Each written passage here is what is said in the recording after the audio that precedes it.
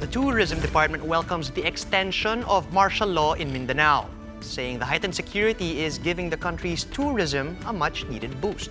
Shaila Francisco has the details. 7.4 million foreign tourist arrivals. That's the target of the Tourism Department for 2018. But with the closure of Boracay this year, the DOT admits it will likely miss its target.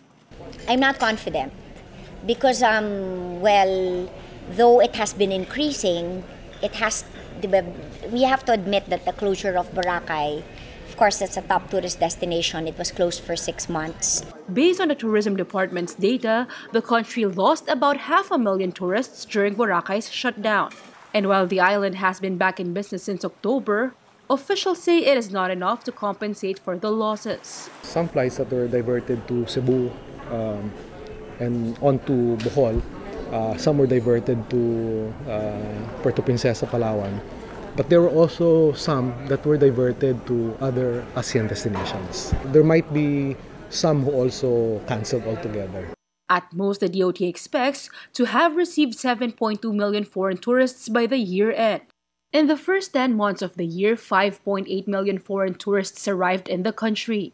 This is 7.43% higher compared to the same time frame last year. South Korea is still the top market, followed by China, USA, Japan, and Australia.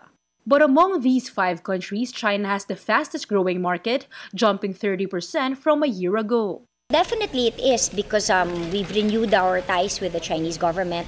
So now they've been encouraged to come here to the country. Meanwhile, the DOT welcomes the extension of martial law in Mindanao. We see it as a good sign. If you talk to of course, the people of Mindanao, they're all for it because safety and security is always a very important factor. And we are confident that with the extension, this will further stabilize the situation.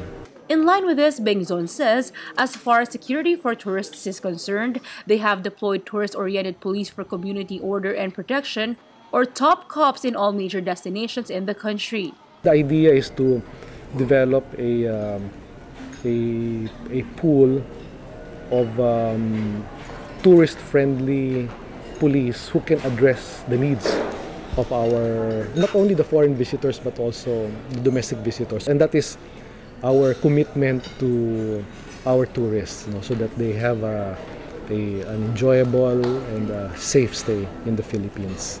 For next year, the DOT targets to have 8.2 million foreign tourist arrivals. Shaila Francisco, VR1 News.